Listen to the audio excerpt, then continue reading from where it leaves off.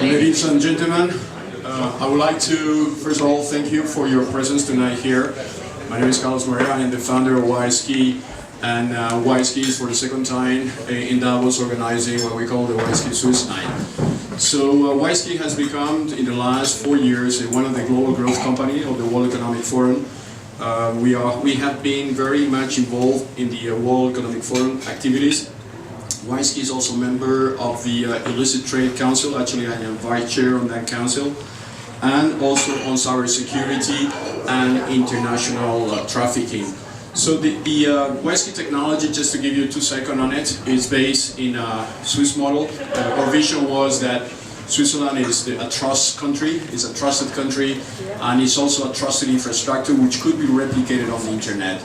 The internet is moving towards becoming an internet of things. Something like 50 billion devices are going to be interconnected by the year 2020. Each device needs an ID. 6 billion people are now using mobile phones. Those mobile phones need an ID. Those IDs between mobile phones and devices are going to be talking to each other, and they need a trust center. The present situation is that every country has a different interoperable model which are not necessarily compatible, and the efficiency is not there. So YSKI has been positioned in solving the problem of people's IDs and objects ID. In those posters you see some examples of what we have been achieving so far. We provide authentication for watches in Switzerland, very expensive watches that they are, as you know, big counterfeiting around the world. This is $1 trillion counterfeiting economy. 5% of the global economy goes to the hands of people trafficking on products. And YSKI technology, together with Swiss brands, is actually making that line very difficult for them, because they cannot counterfeit the product that easily anymore. This technology is now expanding to pharmaceutical products, to spare parts, to supply chain management and others. In what concerns the people, YSKI was one of the first companies in the world in cooperation with the Geneva Estate, which we have, by the way, the honor to have with us here the Minister of the Economy, Mr. Angers. And we was one of the first company in cooperation with HP and the Geneva government to do e-voting, which is providing voting over the internet to people voting from their houses, using their own computers full of viruses in many cases, and nevertheless being able to use a secure channel on which you send a ballot to the government, and the government considers that as a binding transaction. So we believe our vision to the future is that Switzerland can play a major role on this new Internet of Things economy. We really need a trust center on the internet. As I normally say, the physical world needs Switzerland because its neutrality, its uniqueness, positioning in the trust interchanges. The internet also needs a Switzerland. Obviously, the internet, the Switzerland of the internet will be virtual, will not be designed by houses or mountains, will be designed by cryptography, by interoperability, by trust centers. Geneva in particular is the city which invented the World Wide Web, as you know, in cooperation with CERN, and the World Wide Web is going to be the 25th anniversary next year. So we really believe that the next World Wide Web is going to be transactional. The current web is non-transactional and is not being used until the moment for anything else, that basically accessing social networks and things like that. In the future, the internet is going to be transactional. You're going to be conducting very heavy transaction payments. You're going to be doing government transactions, health transactions, and for that you need a strong security. So we'd like to thank you. It's the second time we organize the Swiss Night. We hope to continue doing it, not only for YSKI, but also bringing Swiss innovation. We have with us journalists from Milan. They are selecting the best startups of the year, which is going to be announced very soon. And it's so proud to say that YSKI was one of the first internet startups in Switzerland, in particular in Geneva. And now, since we started, many others has followed. It brings the new dynamism of Swiss to create companies. I think I was with the Minister of the Economy just yesterday in a roundtable, and one of my points was that Switzerland has to dare to create companies. Yeah. We are the #1 country in the world in terms of innovation, but we are not by far the #1 country in the world in terms of creation of companies. So that means entrepreneurs have to get inspired by successes, create companies, and make Switzerland what I believe is going to be one of the most dynamic hubs on wealth creation in the world. I would like to give the floor now to Mr. Angers, our minister, which is with us. He's going to introduce you in French. As you know, in Switzerland we have several languages, and it's our tradition to do it always in 2 languages. So I give the floor to Mr. Angers, and I thank him once again to be with us in this special night. Thank you.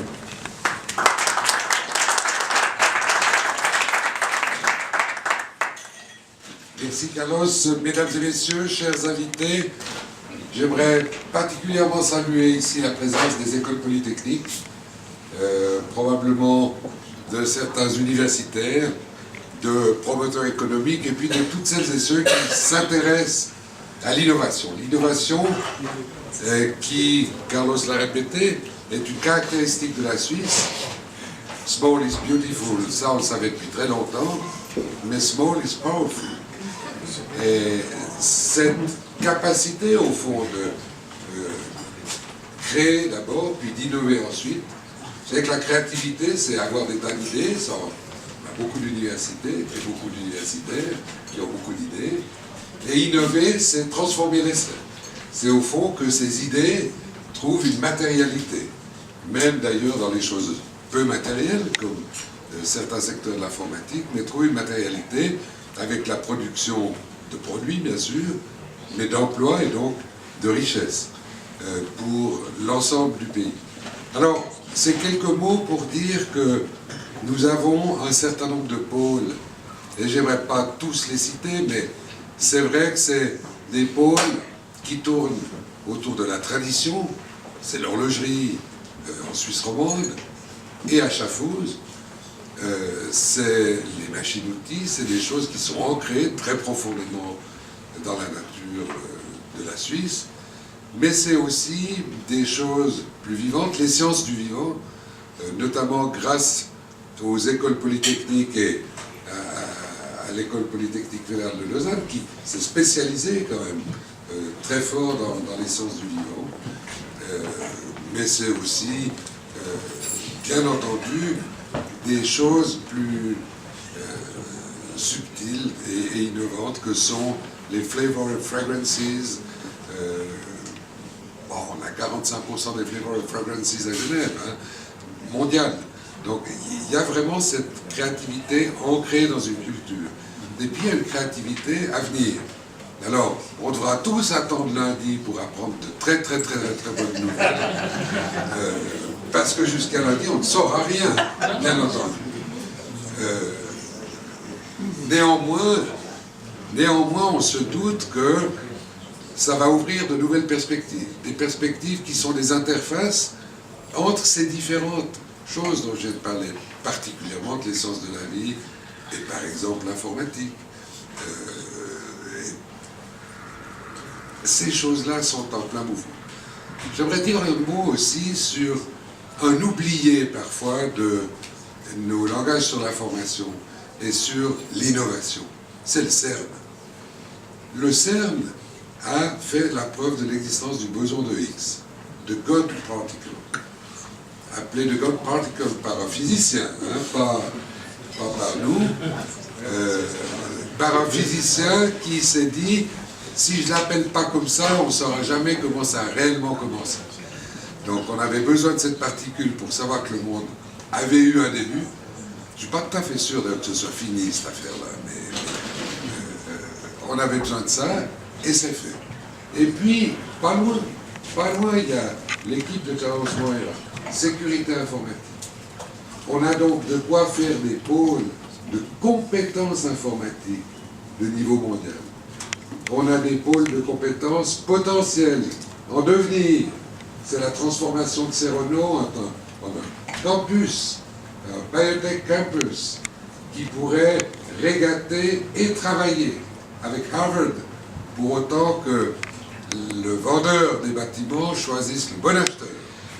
Mais c'est toutes des choses pour lesquelles, au fond, il suffit probablement de manifester une assez forte volonté, et elle est là, pour transformer l'essai de la créativité, qui, encore une fois, est dans toutes les têtes, de l'innovation, qui pourrait être facilitée si les fonds nécessaires étaient mieux attirés. La Suisse n'attire pas bien les fonds pour transformer l'essai de l'innovation. On est encore en retard là-dessus par rapport à d'autres pays. C'est une des raisons pour lesquelles on ne crée pas beaucoup de grandes compagnies, hein, malheureusement. On crée beaucoup de petites compagnies qui se font acheter par des grandes, mais on n'arrive pas encore à les transformer parce que la levée de fonds en Suisse est un exercice difficile. Il y a des tas de choses qu'on fait bien. Ça, on ne le fait pas encore bien, on devra le faire mieux. Alors, mesdames, messieurs, ce soir, vous allez déguster le palmarès des startups les plus innovantes. Vous verrez d'ailleurs qu'il y en a des qui sont très très jeunes, hein, puisqu'elles ont dû attendre la mort de ces Renault pour pouvoir éclore. Et puis d'autres qui ont déjà un peu plus d'existence. Alors voilà, merci Carlos de nous inviter à cette soirée. C'est totalement passionnant. Et puis je vais sans doute te rendre la parole ou la passer à M. Benoît Godet pour qu'il nous fasse part du palmarès. Non. Ah, toi, tu donnes juste le fric. Merci.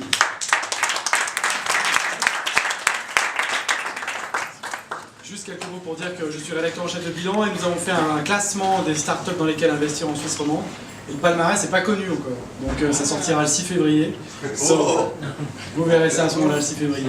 Merci à Carlos et merci aux organisateurs et bravo pour la soirée. Merci.